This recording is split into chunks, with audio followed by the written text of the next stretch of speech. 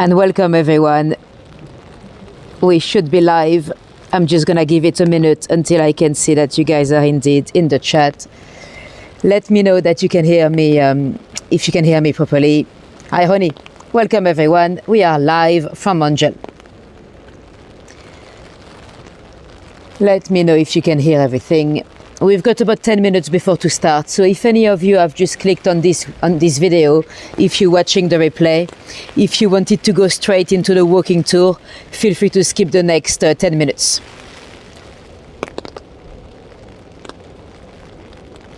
Hi Natasha, I don't see you, but I see that Tish, hi Tish, welcome everyone. Sound on picture, great, thank you Tish. Right, you know the drill, I'm gonna have to test the microphone. I'm gonna tap my mic 3 times. You're gonna have to let me know if you've heard 3 taps. There we go. Have you heard the 3 taps? If any of you are completely new to me, if you've just clicked on this live stream and you don't know what you've clicked on, this is a live walk in London on a beautiful day, as you can see. And we've got about 10 minutes before we start. We're just waiting for everyone to connect. You've heard the 3, perfect, lovely. Now I'm gonna have a lovely time today because I've got a broken umbrella. It is my fault. What happened is I've got a lot of umbrellas at home. I mean, some of them work. The thing is, hello from Toronto, nice to see you here, Ava. The thing is, I've mentioned it before, at home we have a little charity rack. Some of you might know I've got 49 flatmates, so when we have an item of clothing we don't want anymore, we put it on the charity rack before to actually give it to a charity, you know. And a few days ago I spotted this beautiful umbrella on the charity rack, and I was like, oh, what a beautiful color, I should take it. And then I thought, is it working? Maybe it's not. Why would they give away such a beautiful umbrella? But the thing is, I didn't want to open it up inside, indoors, because it's meant to be bad luck, right? When you open an umbrella indoors. So I didn't. And I put it in my bag for today. It wasn't meant to rain today. I mean, when I left home, the weather was nice. And so I never actually tried it out. And just earlier today, just preparing the tour, I went into McDonald's to go to the loo, and then I opened up the umbrella. And I shit you not, the moment I pressed this little button, the umbrella flew off like 2 meters ahead into the McDonald's pillar. Luckily it was not in the glass, because I think it was so strong, I think it could have broken the glass.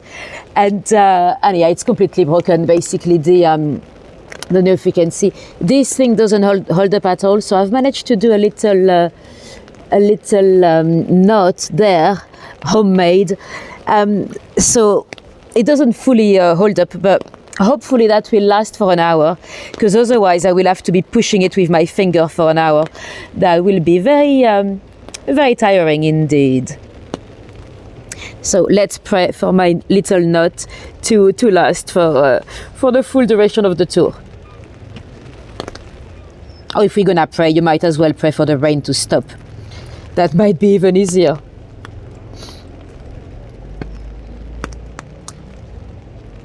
You flying to London tomorrow, Andrew? Well, it might be sunny and rainy on the same day. You know, it changes very quickly. This morning was sunny, for example. It was actually a beautiful day this morning. That's why I didn't double check the quality of the umbrella. But, you know, it's to be expected at this time of the year, you know. It does changes very quickly, so I have hopes for it to get a bit better before the end of the tour. Although I don't know how I could, even if it did get better, I couldn't get rid of the umbrella because I cannot bin it, because it's not going to fit in a bin, because now it's blocked in open position. So I would probably still have to carry it anyway.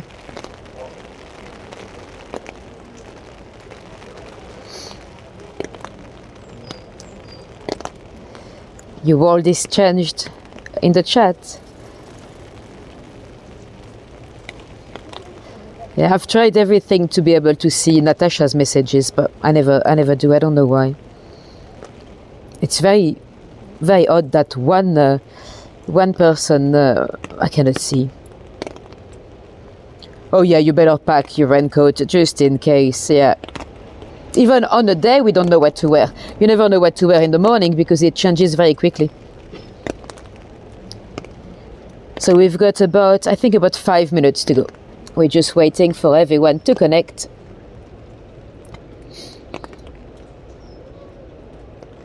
And we are, as you can probably tell from the view behind me, by the Regent's Canal. Yes, exactly, she's got magical powers.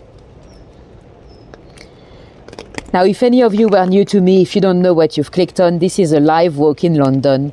I do quite a lot of those, so if you enjoy live walking tours, do check my live section. I've got quite a few scheduled for the near future. In a few days, we're heading down to the coast. We're going to Lyme Regis, where we'll talk about an interesting lady that is said to be the lady that inspired the little tongue twister. She sells by the seashore. The seashells she sells are seashells, I'm sure. No, that's not the one. The shells, well, anyway, you know what I mean. It is said to be inspired by her, but apparently it's not true. It's been debunked. Apparently the tongue twister started in America, where the husbands would want to check if their wives were drunk, and they would ask them to repeat it, and sometimes even the police to check if people were intoxicated. So it's probably got nothing to do with Mary Anning, but it is said to be inspired by her, because she did sell seashells, or at least fossils, on the seashore.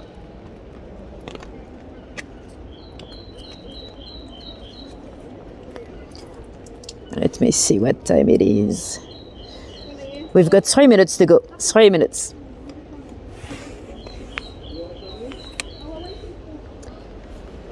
And the rain is not getting any better. Well, at least because it's rainy, it's going to be a bit quieter on the street, so we won't have too many people down there trying to steal my signal. Because on a Sunday, you've got quite a few people coming down to Angel for a walk. And welcome everyone that I did not greet. Did I say hello to you, Tariq? Hello, Tariq. I don't know if I said hello. And hello, Mitzi, and everyone else that I've missed. Hi, Laurie. Nice to see you here. Oh, you've got a new job, Natasha. Congratulations. What's the job?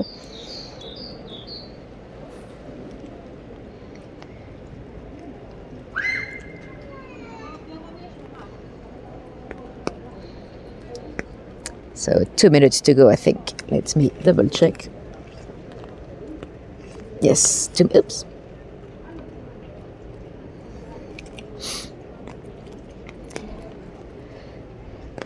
Did I see the St. Patrick's Parade? No, but they had blocked a lot of the way when I cycled home this morning from Buckingham Palace. So I'm guessing that was for the parade. Oh, a new nanny job. Cool.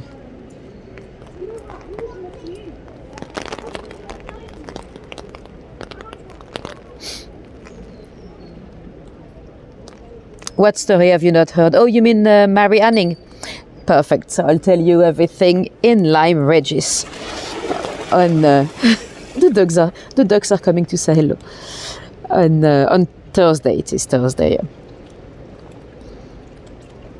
Right, is it time? 1 minute. We'll wait until it's officially time. And welcome everyone that just joined. I see the numbers going up. So even if you're a bit quiet in the chat, you're very welcome.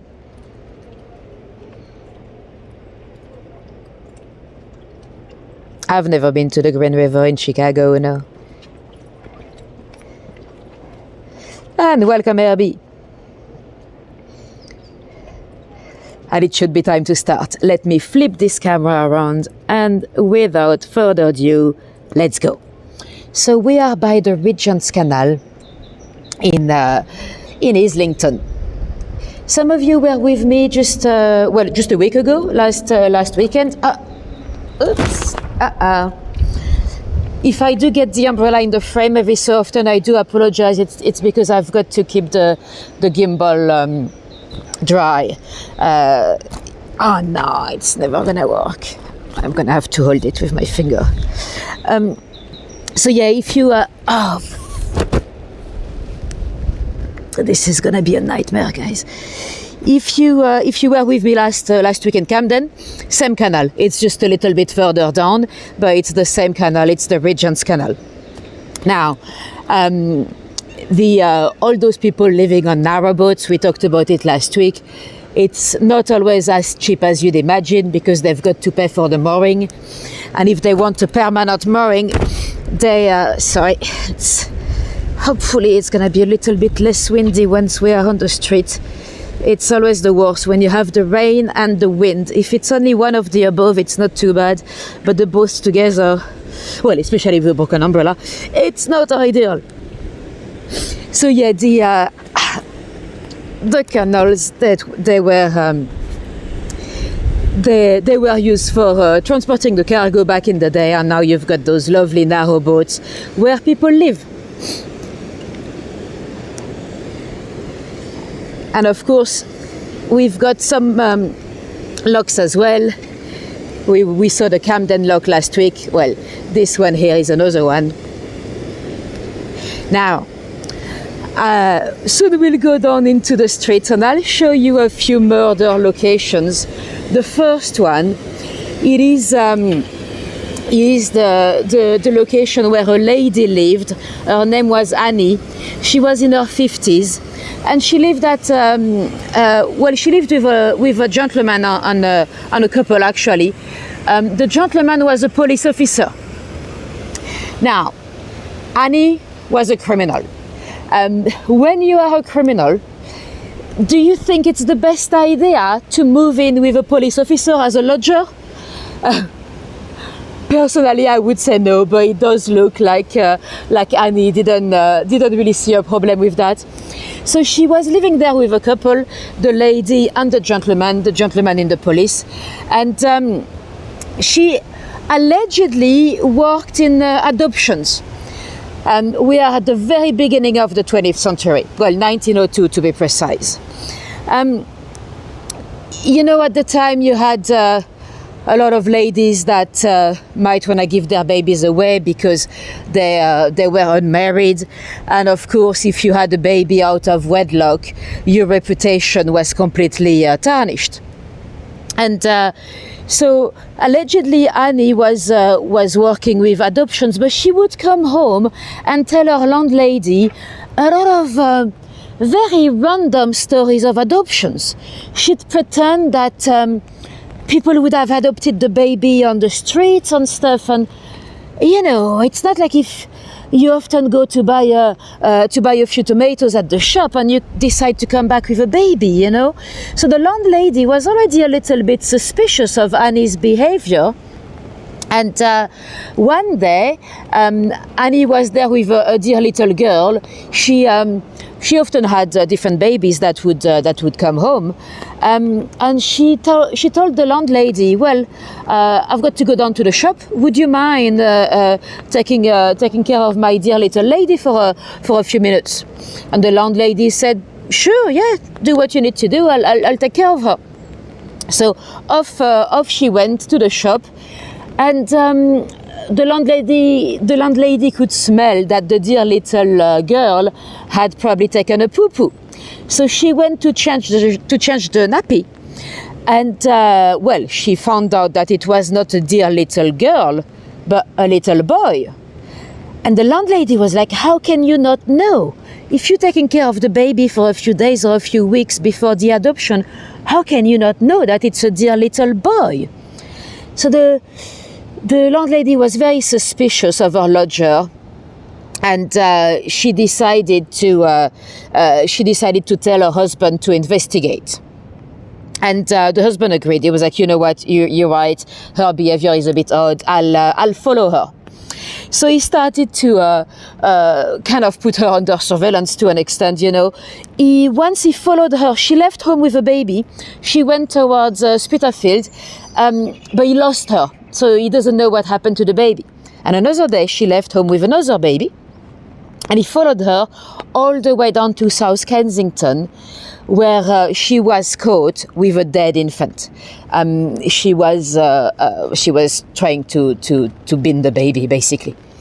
So that's how she was caught. And when they came down to her home right here on the street, I'll show you which one. I'm going to try not to stay too long in front of their building because I have done this before over here and I've got a few funny looks. I think there's a lot of people that have absolutely no ideas that they live in a murder location. And it's probably best if they don't know, right?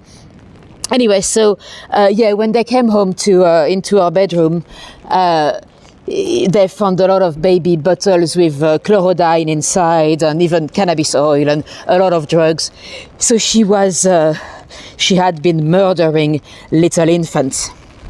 Now the police was a bit, they just didn't know how she could be running such a business on her own because she was, let's say, not the sharpest tool in the box. So the police suspected that there might have been, she might have had an accomplice. And eventually they found out that she did. So Annie Walters, her name is, so she lived at number 11 just across the street there. She was working with another lady called Amelia Sash. Amelia was much younger, and she was also, Amelia was the brain of the enterprise. They were known as the Finchley baby farmers. The baby farmers, we talked about that in some of my tours before. They were basically those ladies that would take the little babies straight from their mother. Sometimes they were even known as accoucheuses. Accoucheuse, it's from French. Accoucher in French is to give birth. So a lady that was pregnant out of wedlocks would go to those laying houses, give birth. Then the lady would take the baby, and officially they would give them for adoption, to families maybe in a farm, families that wanted a bit of free labor. Which is bad enough, but very often those baby farmers were not actually giving the babies for adoption. They were killing them. That was the case of Amelia Dyer, one of the most prolific serial killers in history, really. Those two ladies were, we don't think they've killed as many as Amelia Dyer, but they would have killed, we believe, probably up to 20. They were hanged, the both of them, on the same day at Holloway Prison. They were buried there, and they were moved. A lot of the bodies that were buried at Holloway Prison were moved in the 70s when they did some refurbishment at the prison, and they were reburied in Brookwood Cemetery. Some of you might remember I did do a little live stream in Brookwood once. Most of the ladies, the murderers that had been hanged at Holloway, their bodies were moved. Well, apart from Ruth Ellis, she was moved as well, but she went to another burial location. Anyway, those Finchley baby farmers, they might, this is not sure, it's just speculations, but they might have been involved in another case, a case that we mentioned before. You might remember when we went in Stoke Newington, with Abney Park Cemetery. We've got to go back there. I'll schedule that again soon. We talked about the case of Louise Massey, a French lady that had allegedly killed her little boy Menfield. The little boy was found in the toilets in East London in a train station, and she always claimed that she had given the baby to a new school to two ladies. No one believed her, but in hindsight, knowing what those two ladies were up to, they might have actually been the two ladies described by Louise.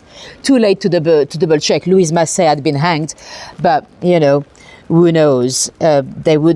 they would have certainly been capable of that, and they would have matched the description. Anyway, let's move on to another murder. See the bedroom with the light up there, where you've got the little green plaque? That is the little apartment. Well, it was not even an apartment, it was one bedroom where a couple of famous playwrights used to live. The most famous one, Joe Orton. Same, let's move so I don't stand in front of their windows for too long. Well, those people, they would know what happened in their flat, because Joe Orton was very famous and they have a green plaque, so they know he's been murdered. But let's go back to the beginning. Joe was one of the most famous playwrights of the 60s, really. You might know him for entertaining Mr. Sloane, Loot, What the Butler Saw.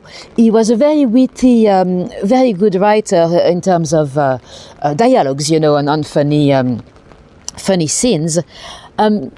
Originally, he was actually training to be an actor. He went to RADA, Royal Academy of Dramatic Arts, and that's where he met Kenneth Halliwell. They became boyfriends.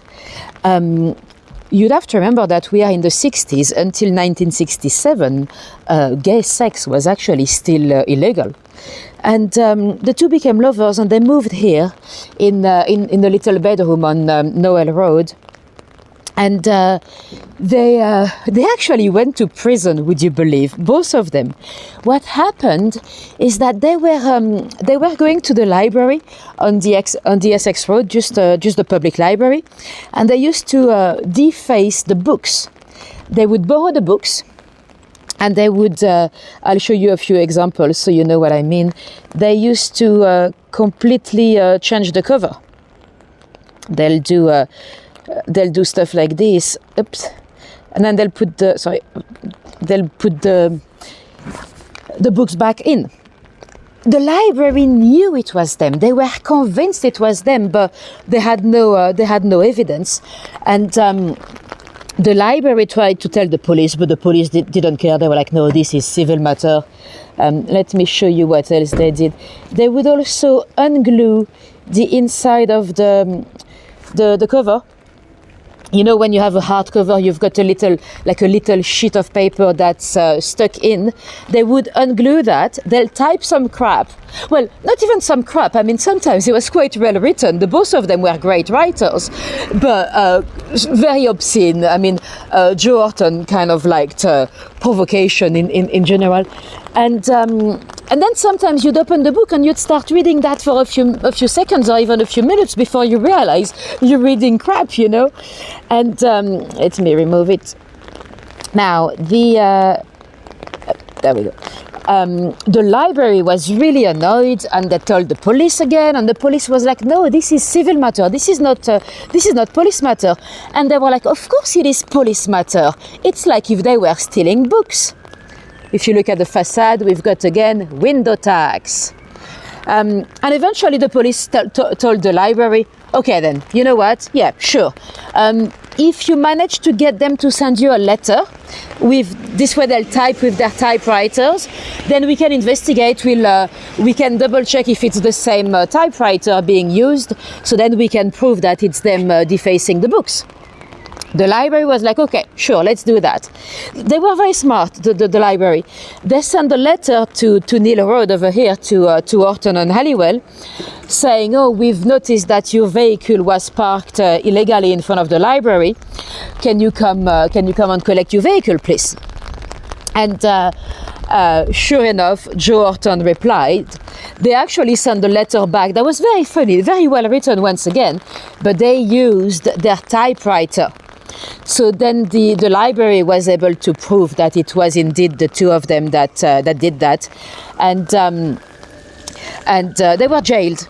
That's a bit over the top, if you ask me, but they were jailed for 6 months in different prisons, and they both had very different experiences in prison. Kenneth was doing very bad. He actually felt almost like unaliving himself, and Joe had a great time. He actually wrote a lot, and let's go down here so I show you the canal again. He was actually writing a lot, and when he came out of prison, he became very famous very quickly. Kenneth, that was a bit older and that was a bit like his mentor in terms of writing, became very jealous. Everyone wanted to invite Joe to the parties and stuff. No one wanted to see Kenneth. He clearly had some mental health issues. He was about to be sectioned. Joe was doing very, very well with his career. So well that he was about to start writing a movie for the Beatles. Now, hold the story there for a moment. I just wanted to show you the canal here. The canal goes underground. It goes in until King's Cross. And some of you that were with me in Camden the other day, you might remember we talked about those little narrow boats. They didn't have any power. They were dragged by horses. So when coming down here, the horse couldn't go any further. So the men on the boat, they had to find a solution to go through. What they'll do is they'll place a plank. I'll show you a little illustration so you can understand a bit better. I think I've got, oops, do I? Oh yeah, there we go. They'll place a plank on the boat, and they would push the boat with their legs. So, and this is quite a long tunnel, you know, they'll have to push for a long time. That is the origin of the phrase to leg it. That comes from the canal. Anyway, back to Orton. So yeah, he's out of prison. He's doing very well with his writing. He's being asked to write a movie for the Beatles. And one day, a driver is sent over here to Noel Road, I think it's pronounced, to pick up Joe Orton, to go down to meet the Beatles to discuss the project and discuss his writings. And the coach, the driver, knocked at the door, no answer. So he called the production company, and he was like, Orton is not there. And the production company was like, yeah, he must be there. It's such an important meeting, you know, it's a great opportunity for him. He must be there. Try again. So the driver tries again and again. Eventually, someone from a different flat let him inside of the corridors so he could go up to the bedroom. And then he looked through the, the little pigeonhole, the mail hole, and he saw the bodies. He saw two naked bodies in the room. It was quite a horrific murder scene. Kenneth had killed Joe with a hammer, and then he took an overdose. He took some pills with a can of grape juice. And sadly, according to the body temperatures, Kenneth actually died before Joe. He was in agony for many hours, poor Joe Orton. And Kenneth had left a note saying, if you read his diaries, all will be explained. Because Joe Orton was quite prolific in terms of writing his diaries. His sister Leonie got the diaries, and she was not aware of the extent of his sex life. He was having a lot of sex in public toilets and stuff with different men. So that would explain why Kenneth was very jealous, of course. But there might be more to it, because the last week of the diary, the last pages, were missing. No one knows where. Was it Kenneth that had the last laugh and moved them? Was it? We don't know. But the sister Leonie never found them. So. Interesting story. That's the story of Joe Orton. Now let's look at the letterbox. Elizabeth Secunda Regina. So the postbox is not too old. If anyone was new to me, when we check those postbox, we look for the royal cipher. So that's the initials of the monarch. So when you look at the post boxes anywhere across the country, really, you can check for the royal cipher, and you can see how old they are. I have still not seen one from Charles. There are some, but not in London. There's a new one in Kingston, so I should reschedule a tour in Kingston, and we can go and look at the new one. I should really reschedule a tour in Kingston, because last time we went down there, I forgot to tell you about at least 3 or 4 murders. It's because there was so much to see on the street. You had all those Gillian marks, statues and stuff. And then I forgot all the murders I had ready for you. So we should go back then one day. Anyway, is Argentis, that is a possibility. You know, someone might have removed those pages because they did not want them to be public. Who knows? Beautiful church here. This church, when I first prepared the tour, at the time of Hago, you know, I did this a similar walk years ago. I was like, what am I gonna tell them about in this stretch of the street? And I was like, well, I wish there was some kind of a dark story about this church. And I clicked on the church to look at the Google reviews. And there was a terrible review saying that the priest, Father Simus, was making nasty jokes at funerals. But that shocked me because, I mean, nowadays you can even review a priest. You know, as a tour guide, I often complain about my reviews, you know, because anyone has got the power to leave me a terrible review. But, you know, nowadays, any jobs you can review. Now, quick stop here, because this is Duck Terrace to my right, so this side of the street. And the other side of the street there, it's got a different name. And you see in the middle, you've got this long little park. Well, this is because this was the site of the New River. Now, the New River is very confusing because it's not new, it's about 400 years old, and it is not a river. It was man-made. It was dug up at the time of James I. It was basically a water supply coming all the way down from the reservoirs in Stoke Newington, all the way down to the Pentonville Road. So it's not a river. It's been filled up now. They still have the reservoir. It's covered up as well, but it's still there. But we'll see that in 2 weeks' time when we go down the Pentonville Road. So that's the Monopoly location. Now, let me show you another little... this street is beautiful with those Georgian... well, I think they are Georgian. Those Georgian houses here. Angel in general is quite a nice location. Laurie, where do they leave reviews? Anywhere. Yeah, TripAdvisor, Get You Guide, Head Out, any of those platforms where they book the tours. Oh, did you mean for the church? The church was Google, a Google review. Yeah.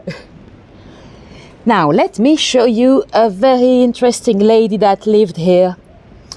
This is Caroline Chisholm that lived here.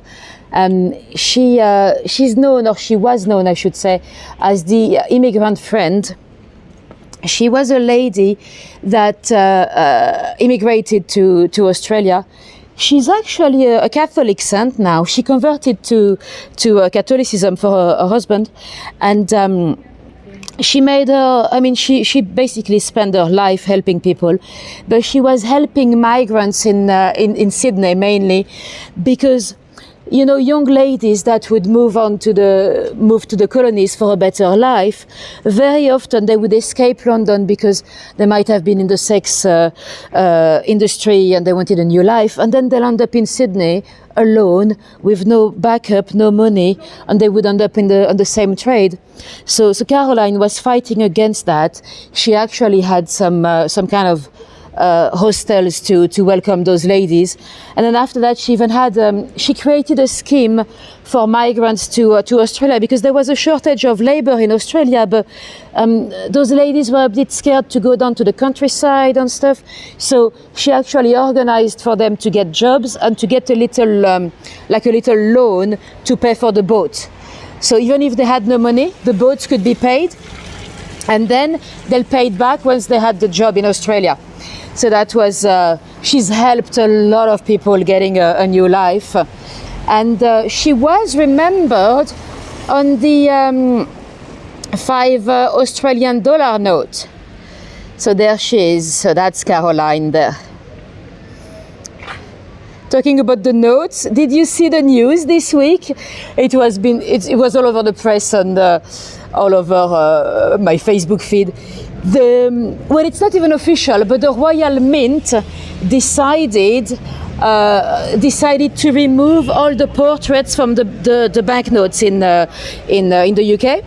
So soon, instead of having Alan Turing, Churchill, Jane Austen, Turner, you'll have foxes and beavers, and I mean, that'll be fun to have a beaver, because like if you want a fiver, you could be like, hey, do you have a beaver? Anyway, I shouldn't say it too many times, because I think YouTube might flag the term beaver. It's not even, you know what, it's not even been confirmed with the Royal Mint, so they're probably just testing the water, but yeah, that'll be interesting. It's probably because you know, at least if you kaipis, that'd be nice, but I think they're gonna be British wildlife. We don't have many kaipis in the UK. But yeah, it's probably because, you know, Winston Churchill statue kept being, I mean, it's always being defaced, you know, being vandalized. So at least, you know, if they don't have any public figures anymore, but animals, no one's gonna complain about a smiling fox or whatever. But yeah, I'm looking forward to see the designs. Now, I'm stopping here. We're not gonna stay here because it's a bit noisy. But if you take that little street and you follow the street, you'll end up behind the shopping center in a little street called Parkfield. That was also the site of a very horrific murder. It was in the 1890s. There was at the time there was a family. The mother, she had 9 children, and that morning all the bigger ones were at school, but she had a little one that was Sydney Victor, that was about sorry.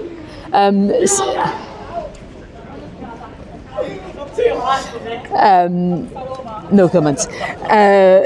So yeah, Sydney Victor was about he was about 2 years and 3 months.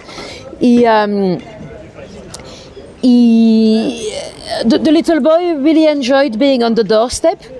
Today it seems crazy, but at the time, you know, you wouldn't worry so much, you know. 1 second, let's stop here.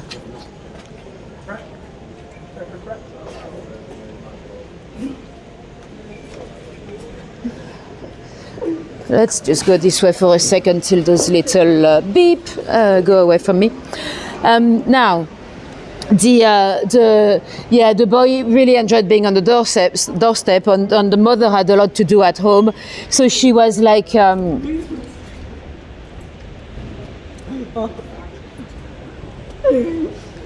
Right, let's just. They're just up to no good. They want to scare me, but it's like I don't want to, because they're kids, you know. I don't want to put them on camera. Adults, I don't care, but kids, you know. So anyway, let's move away from here so they'll leave me alone. Right. So the little boy had to keep busy. So the mother went to buy a pack of dates. What's your problem, mate? You've got nothing else to do. Don't recording me! You're recording me. You're recording me. I'm not recording, I'm live, and I don't want you on camera because you're too young. Do you want to see my dick? No, I don't want to see anything of you. Right. I'm just gonna stay here. I hope you cannot hear what they're saying. Now, so the little boy was sat on the doorstep. The mother had bought a pack of dates for him.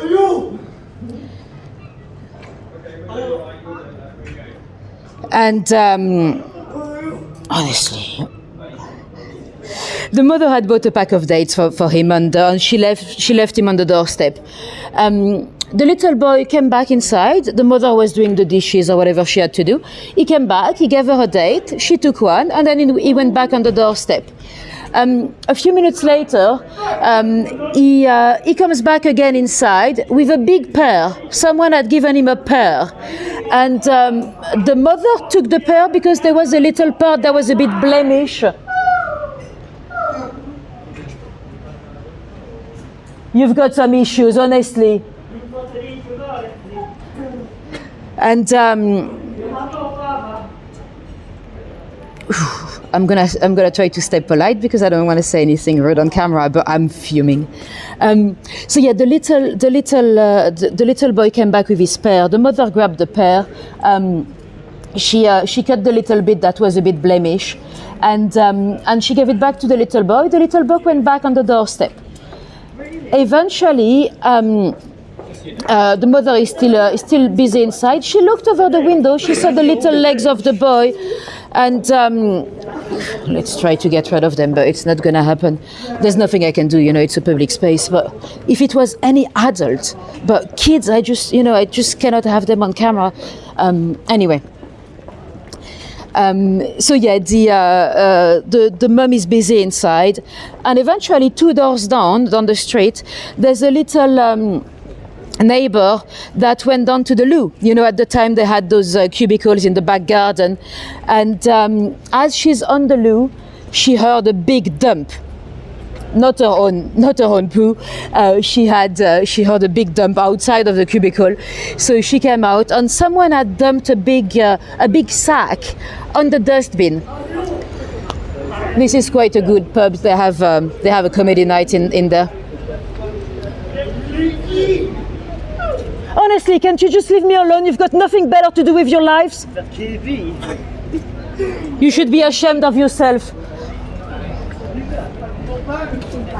Now,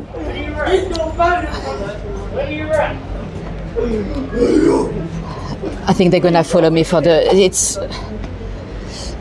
right. So they are. Sorry, it's quite hard to focus. Now, the little girl ran inside. She was a little servant. She was 17 years of age. They'll get bored of it eventually. There's nothing I can do. I mean, apart from violence. But anyway, so the little girl ran inside to tell her master that I'm not allowed to film into the pub, Tish. And also I've got this big umbrella I cannot throw into bin because it's no longer raining much. But anyway, so the little girl ran inside the building to tell her master that oh, thank you, Natasha, that's very much appreciated, that someone had dumped a little wax mannequin or something like that on the dustbin. So the master came out to take a look at that, and to his horror, he found the body of a little boy. He had been dumped on the dustbin, and he told the little servant to run and fetch a doctor and fetch the police. So the little girl ran on the street, and she's crying, of course. And then she just she ran into the neighbor, the lady that had just noticed her little boy Sydney was missing. So she was like, "Oh, why are you crying?" And she explained the situation, and then the mother was like, "Oh, good God, could it be mine?" So obviously she ran to the neighbors to check, and it was indeed her poor little boy, little Victor had been killed. obviously the police came around, the doctors as well, and they very quickly found the cause of death, because the little boy had a lot of newspapers shoved down his throat. The newspaper was, I think, the Daily Telegraph, and it was dated from 12th of September from that year. The pieces of newspapers had been cut in little pieces. That's what they used to do, to use it as toilet paper. So the police could fairly easily inspect all the toilets on the street to find out which one had the same newspaper cuttings, and then they'll know where the crime happened. And very quickly they went so the murder was at number 42, and the little girl finding the body was at number 40. So they very quickly decided to inspect the building in between. It was a house that belonged to a Mrs. Borges.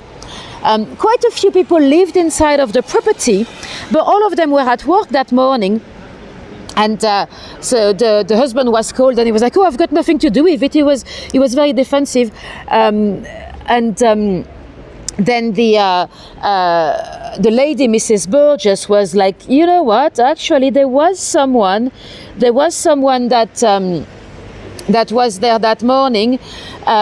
It's a staff of mine. His name is Alfred Gamble. He was a young boy, 16 years old, that worked for her. She worked as a fruit seller down the street, and she had asked Alfred to go back to her property to store some items." So obviously Alfred was very he was a good suspect, but technically anyone could have got inside of the house, because Alfred left the door open when he was dealing with the delivery. Thank you, Diane. Thank you, Cheryl. Thank you, Ronnie. That's very, very nice of you. I think they're gone now, so we are free for now.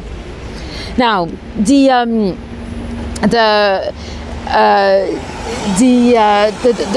police suspected him, but he was a young boy, 16 years old. The lady, though, the mother, she thought it might be some type of a revenge, because a few months earlier, little Alfred had been chasing a wild dog on the street, and the dog came inside her property, so little Alfred came as well inside her property. And the dog went into the bedroom, so went little Alfred, and once he came out with the dog and everything, she noticed that a watch had been missing. So she actually raised it up with the police. So she thought maybe, oh, thank you, Pisas, thanks everyone. She thought maybe the boy had killed her little one as a revenge. But that was it, they didn't have any more proof. So that was it for a few months, until a few months later, when another little boy went missing. Luckily, he was found alive. Hours later, he had been attacked as well. He was found in a stable, and the stable belonged to Mrs. Borges. So again, they had to interview little Alfred, and eventually they found him guilty. They found him guilty, but he was not in a good state of mind. So he was sent to Broadmoor. The prison/asylum. He was one of the youngest inmates in Broadmoor, but not the youngest. You already know the youngest. We talked about him before. It is a boy called Robert Coombe that killed his mother at the age of 13. We talked about him when we were in Tower Hamlets Cemetery in East London. Anyway, good news, the boys are gone and the rain has stopped. I'm still holding this open umbrella, though I cannot close it. But that's good news. Now, there's another murder location here at number 22.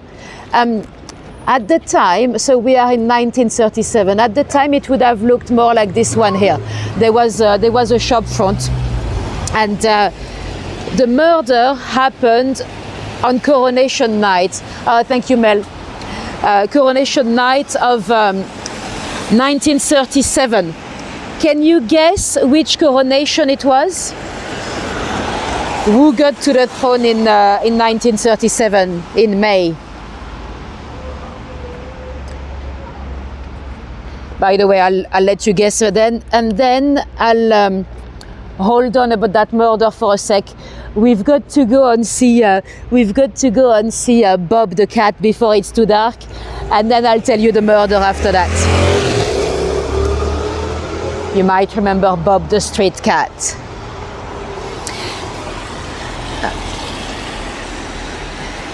Oh, thanks, Christopher. Thanks, everyone. Exactly, that'll be George VI and Queen Elizabeth. So Queen Elizabeth II's mum and dad.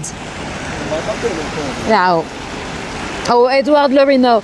Edward, well, Edward was never, if you're talking about Edward VIII, he wasn't actually crowned because he abdicated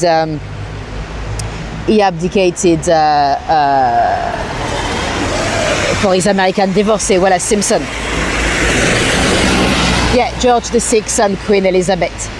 Now let's go to Bob, but then I'll tell you about the murder. Because it's getting quite dark, and if it's too dark, we won't see Bob very well. So I'm sure a lot of you remember the story of Bob the street cat. He was a ginger cat that ended up with an abscess, and there was a man called James Bowen. He was well, he ended up on the streets of London. He had lived in Australia. He was originally British, so he came back to recontact his family down here, and he ended up addicted to heroin, and he ended up on the streets. He was trying to get his life back together. He was trying really hard, and he got an accommodation from government, so that helped him. And one day, the little ginger cat that had an abscess was on his doorstep. If you've seen the movies, in the movie the cat comes inside. No, he was on his doorstep, and it was a shared accommodation, so anyone could have found him. But it is James that found him, and James took Bob to the RSPCA, where they treated him for the abscess. So James saved Bob, right? But in a way, Bob also saved James. Bob decided to stick to James. James was a busker. He would play music on the streets and beg for money. And little Bob was now stuck to him. So there is Bob. He was on his shoulders, and he was wearing a scarf. That's why lovely Londoners, they need some scarves for Bob. Usually he's got only one, but he's got quite a few today. So yeah, he's got a lovely little statue. It's a nice little tribute to the original Bob. He passed away in 2020, I think, a car accident. But he was very famous, and James was then able to make much more money, to get away from heroin, and then he started to write his story. He wrote a few books. He wrote the story of how the cat saved him, and the story was made into movies. The first one, let me show you. I've got the movies posters. Let me show you. The first one was a street cat named Bob.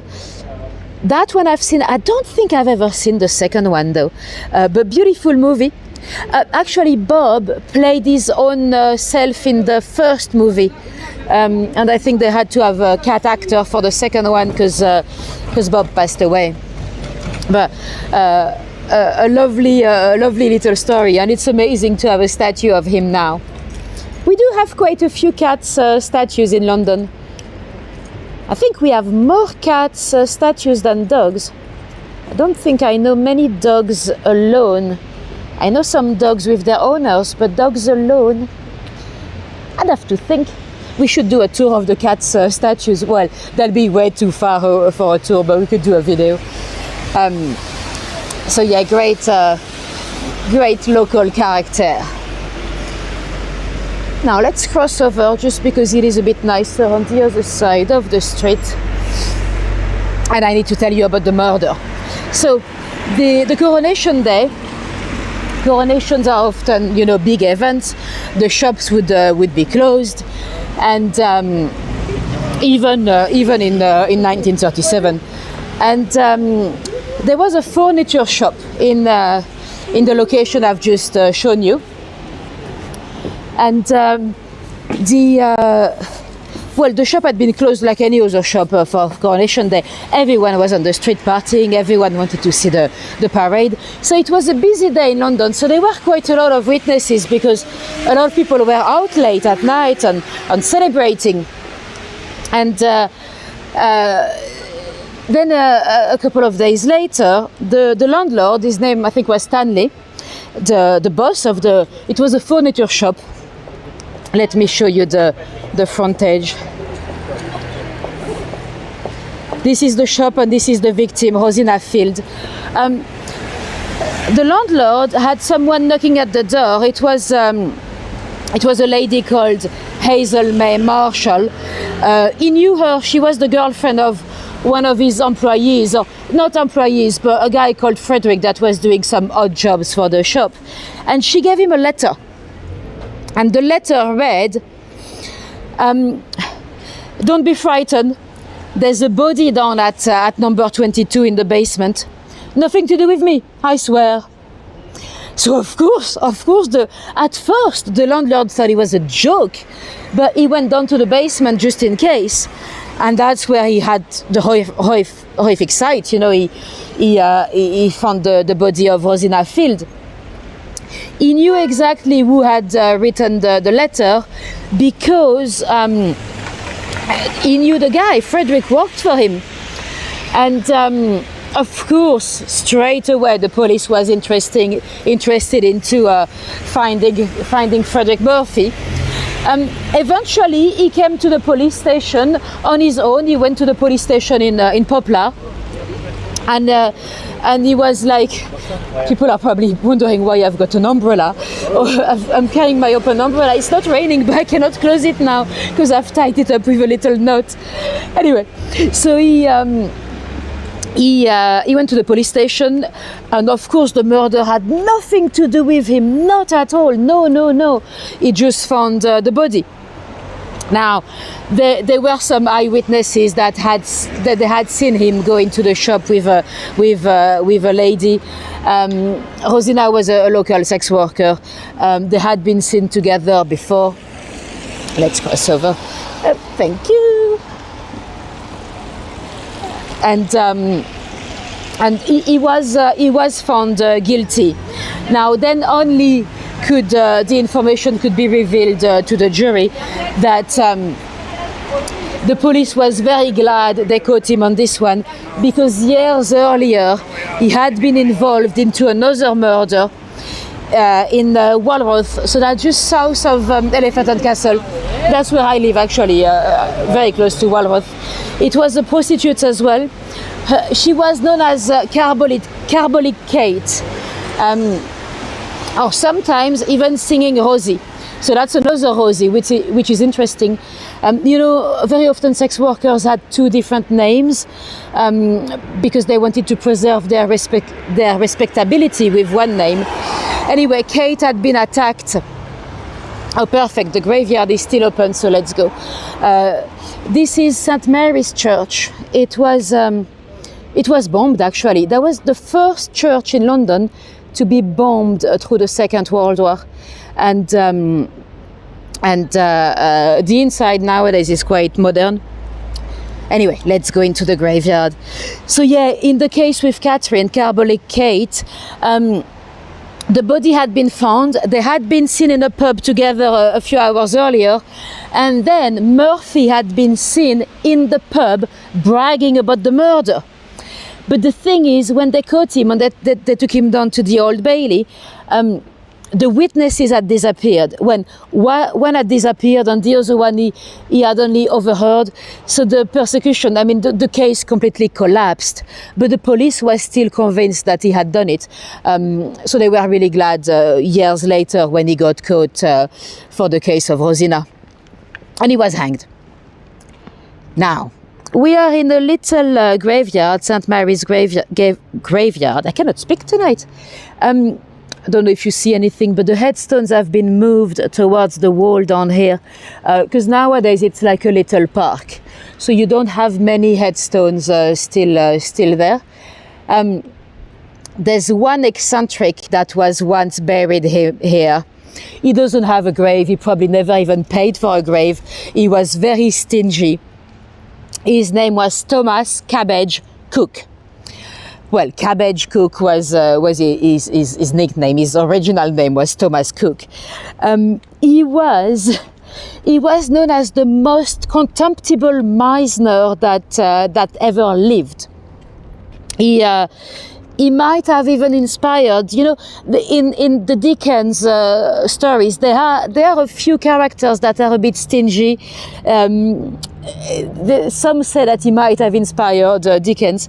He was, that was an interesting case.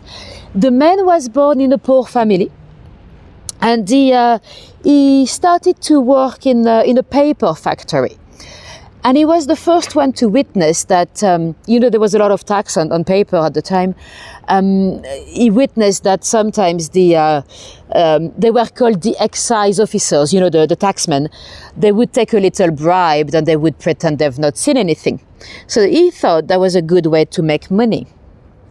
Now, nothing to do with him, but I don't know if you can, no, you probably don't see anything. There's a little building here. I think it might have been, for the night watch, the graveyard shift to protect from the body snatchers. So one night watch might be in there for the night. Anyway, back to our case. I'm tempted. Bear with me. I'm just gonna try to bend my umbrella. I don't think it's gonna go. No, never mind. I don't even know how I'm gonna bin it. I cannot close it. Never mind. I think I'll have to pop into a shop and ask for a pair of scissors to cut the rope. Otherwise, I'm never gonna be able to put it in a bin. And I have to go back on my bicycle, so I need to get rid of it. Anyway, back to Thomas. So he's got no education whatsoever. He's from a poor background, but he noticed that the tax officers, that's a good job because they get a lot of little bribes. So he managed to become a tax officer. And one of his first jobs was to go and inspect a paper mill in Tottenham. And as he's running his inspection, the owner died, leaving a widow in charge of everything. Now, little pause in our story. We'll get back to him in a sec. This is the Little Angel Theatre. This is a puppet theatre, puppet workshop on theatre, puppets on marionettes. I don't really know the difference. I think marionettes are puppets anyway. I think the marionettes are the one with the strings, and the puppets can be any type of puppets. But it's just the French term for puppets anyway. I think in French they're all called marionettes. Anyway, I've never been inside, but that'll be quite cool to do a puppet workshop one day. We don't have that many puppets theaters in the country. Right, back to our eccentric. He's inspecting that paper mill, and the guy died, so he's dealing with the lady. And he kept noticing a lot of fraudulent activity, all fake, it was all a ruse. And he was telling her, this is wrong, this is wrong, this is wrong. Oh my goodness, you're gonna have so much penalty to pay. It's gonna be more than the cost of the price of the mill. And the poor lady was, of course, like, oh, what can I do, sir? What can I do? And he said, you know what? If you married me, I would forget about everything I've noticed. And the poor lady was desperate. She had to say yes. And at the time when you got married to someone, as a lady, all your belongings would suddenly belong to them. Ladies could not own anything. So she married him, and he suddenly became extremely rich because he came from nowhere, and suddenly he was in the possession of a paper mill. And he actually, the first year he made a bit of a loss because he didn't know much about the industry, but then he tried to go into sugar as well, and he was very rich. He actually made a lot of money with sugar. He could be sociable. For example, he would invite a lot of people that were in that trade to pick their brains, to get all their knowledge. And he was very rich. He lived on the Pentonville Road, yet he would not spend any money. He would hardly feed his wife. She died. People at the time said she might have died out of a broken heart because she was so sad to have married that guy. Some said that she might have died of starvation. I mean, he was that bad. He would not even feed his staff or feed his wife, yet he had a lot of money. And he didn't like flowers, so he had removed all the back garden to plant cabbages. So all their property, and they had a lovely property, but all the back of it was a cabbage field. And he went at night to pick up horse manure on the city road to fertilize his cabbages. So that was quite an unusual sight, for a very rich man to see him picking up horse manure on the street to have it for free. And apparently when there was no horse manure, he would be seen squatting in his garden to ferment the cabbage himself. And that's, you've got eyewitnesses, the neighbors, they saw him defecating in his garden. And apparently that the household, they ate mainly cabbage because he wouldn't spend any money, or he'd go to the shop and he'd buy the oldest meat. At the time when the meat was fresh, it was a certain price, and when he was getting a bit older, they would give you a discount. So he would hardly feed his household and his wife. It looks like this used to be a vet from the 1880s. Anyway, horrible character. Then his wife died. Then he tried to ask all the wealthy widows in Islington to marry him. They all refused, luckily. And he found another trick to make a lot of money. He would walk, usually just before dinner time, in front of the very fancy mansions around here. He would dress very well, looking like a gentleman. And then he would fake like a fit, like an epileptic fit, or he'd have a fall, or sometimes he would even knock at the door saying, I'm very unwell, can I sit for a minute? Because he was well dressed, at the time society. Oh, we're talking about, I didn't even tell you when we are 18th century, late 18th century. People would let him in, to have a seat because he was well dressed. And of course they'll offer him a glass of wine. At first he'd said no, and then they'll insist, and he'd be like, oh yes. And then he would compliment them about their wine and flatter them, and eventually they would invite him for dinner, of course, because it was dinner time. He's done that to at least 20 families in the area. And then he'd stay for dinner, and then eventually, a few days later, he'd come back, of course, just before dinner time, to thank them, to say thank you for having helped him so much. And then they would invite him again for dinner. And then he would start asking the names of the kids in writing. And of course, the lady of the household would be like, oh, why do you need the name of my kids? Well, I haven't got any kids of my own, so, maybe in my will. And of course, those families would be like, ooh, jackpot. So they'll start to treat him with a lot of gifts. So especially food gifts or parcels or wines, he wouldn't even eat them. No, too fancy. He would sell them. He would never feed his wife, but he would sell the goods. So he made a lot of money. Now, little pause in the story. See this building? It's fake. All the windows are blocked off. Well, if you see only the windows, you might think, okay, this is window tax. But no, it's fake. Look, there's nothing behind. It's an example of what we call facadism. So behind the wall, it's a modern building. So there's literally just a wall. I'm gonna step back so you can see a bit better. Yep. So we usually call it facadism when you keep the facade and you build something completely new at the back. So you see, it's all fake, but it's looking nice. It's matching the rest of the terraces. Now back to our Meisner. So yeah, all those families would give him some gifts and everything. He would sell everything and make a lot of money. And eventually his health started to deteriorate. He was even bargaining with the doctors. He would say, his physicians would come around and he would say, no cure, no pay. And of course they couldn't cure him, so they would never get paid. And then he started to bargain for his own coffin, would you believe? He was trying to get the cheapest of the cheapest, even worse than the workhouse. Now, the interesting thing, he died eventually.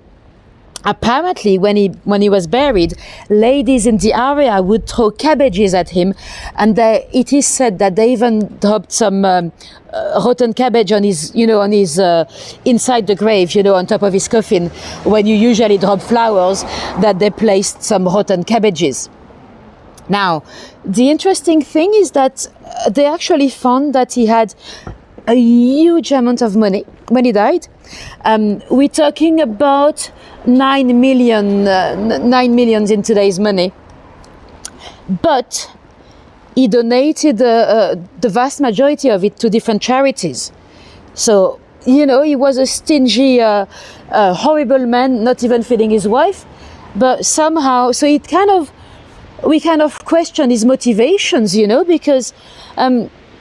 was he just scared of going back to poverty his whole life, There was another kind of very stingy Meisner in Victorian times, that he had accumulated millions like that. And when he died, he actually donated it to Queen Victoria. Millions of pounds. That's how she bought part of Balmoral Castle. So yeah, some people do interesting things with their inheritance. Anyway, one last little story before we go. This building here, you can see it used to be a pub. It was called the Florence Tavern because we are on Florence Street. This little pub, this is the site where there were 3 inquests into a table murder. We are in, I think it's 1863. There's one lady, Helen. She had 3 daughters. One was, I think, 12. One was nearly 8 years old, little Elizabeth, and a toddler. One night they went down to the church for some kind of Bible reading or something like that. And on their way home, it would have been about 10 p.m. when the girls were like, "Oh, Mummy, can we go and buy some sweets?" The mummy gave them a penny, and she went home and she left the little girls to go and buy some sweets. They went to buy some sugar sticks, and they sat on a little doorstep to enjoy their sweets. And as they sat on the doorsteps, one young man came and approached the girls, and he asked little Elizabeth, he was like, would you come with me to post a letter to William Street? I'll give you a penny. Nowadays that would sound very odd, but at the time people did do that. They would use kids to go and send a letter for them. The little Elizabeth stood up on the older girl, Charlotte, that was 12 or 13. She was like, Elizabeth, you're not going anywhere, But that was too late. The guy had already taken the little Elizabeth. It's good I didn't bring my umbrella because it's raining again. So you see, good thing. So they were already gone. So of course, Charlotte grabbed the little toddler and she started to follow the man. And she was like, why is he going towards William Street anyway? why would he need her to post the letter if he's going down that direction? So she's holding the little toddler and she's following the girl her sister on the man, but eventually her hat flew off. So she dropped the little one to pick up her hat, and then by the time she looked up, the man on the sister were nowhere to be seen. Of course, she panicked. She ran home, and she told her parents what had happened. Of course, the parents declared the little girl missing. They searched everywhere. There were a lot of articles in the press, but they found nothing. And after yes, exactly, Thomas Cook, like the travel company, but with a cabbage in the middle. So yeah, the case went a bit cold until many months later. There's a guy called Martin that went into the police station with an interesting story. He said to them that he had overheard a very strange conversation. Someone was telling someone else about an event months earlier where they had someone were talking about a skull that had been found into a flower bed in a nursery school, and the master, the director of the nursery, had told the guy, "Oh, just rebury it and don't tell anyone."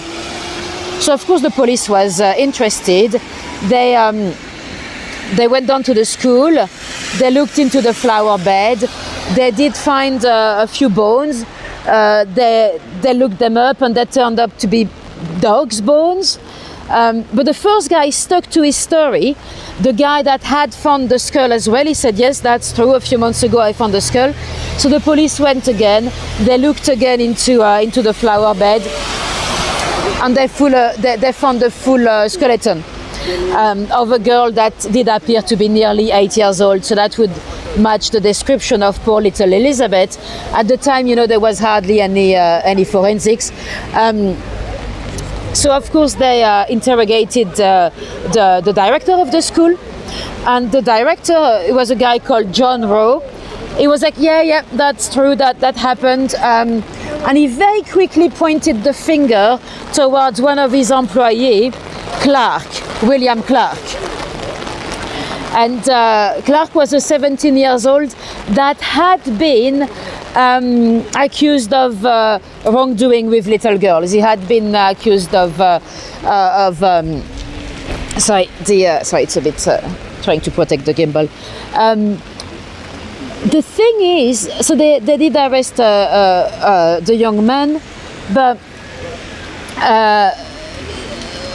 John Rowe's behavior was a bit odd. Why would you tell someone to rebury the skull? And he said, "Oh, I was trying to protect the reputation of my nursery."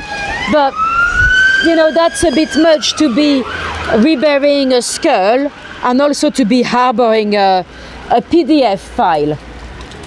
If I said PDF file, you know exactly what I mean. I don't mean a PDF file. I mean something else that I'm not allowed to say on YouTube. So yeah, so they did arrest the young man, but there was not much evidence. And Rowe was an interesting character as well. He was living under a fake name. They did find evidence that he was actually from Dorset, from Turkey, and he very quickly pointed towards the young man, and he had a very, very detailed memory of that night when he said that, because they lived together, so the boss and the employee, John and the young William, they lived together, and the boss, Rowe, had told that very night he had told the landlady, if he comes back after 11, you don't let him in. The landlady confirmed there was a night, the very same night apparently, where William was not allowed back home. Never did she explain why Rowe had this type of authority in the matter, He's not the landlord, and they claimed that William had gone to sleep in the nursery, but he actually went to his mum. There were some witnesses, and at the trial, the little Charlotte, she did not recognize him. although there were two little girls, other girls, that claimed that he had approached them, telling them to drop drop a letter at William Street. So exactly the same modus operandi. So, you know, it's still a mystery. None of them was convicted. They didn't have enough evidence, so they did conclude that the body was the one of the little Charlotte, and she was killed by persons unknown. Personally, I wonder if it might have been both of them together, because Ro doesn't look innocent, if you ask me. Anyway, let me flip around to show you the Islington Town Hall.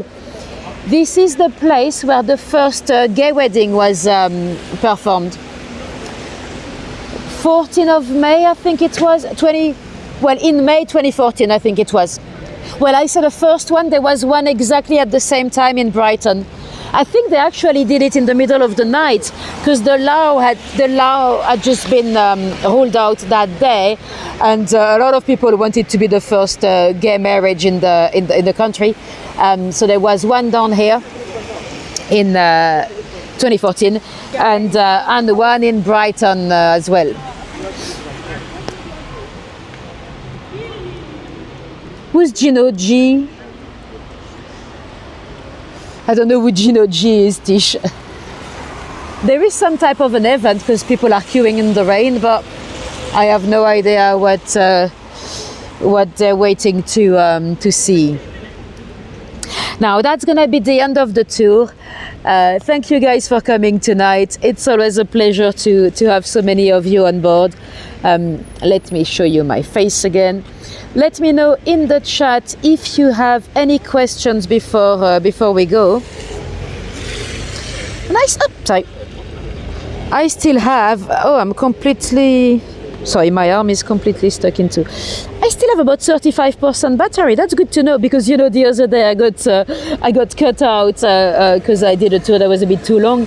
So it's good to know that I can still do an hour and a half with no problem.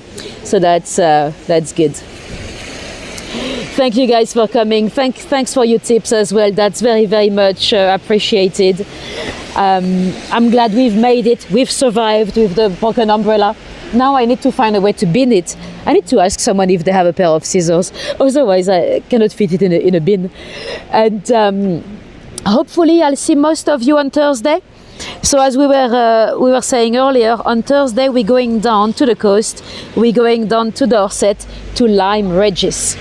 So that's gonna be for the story of a fascinating lady called Mary Anning. She was a very early paleontologist.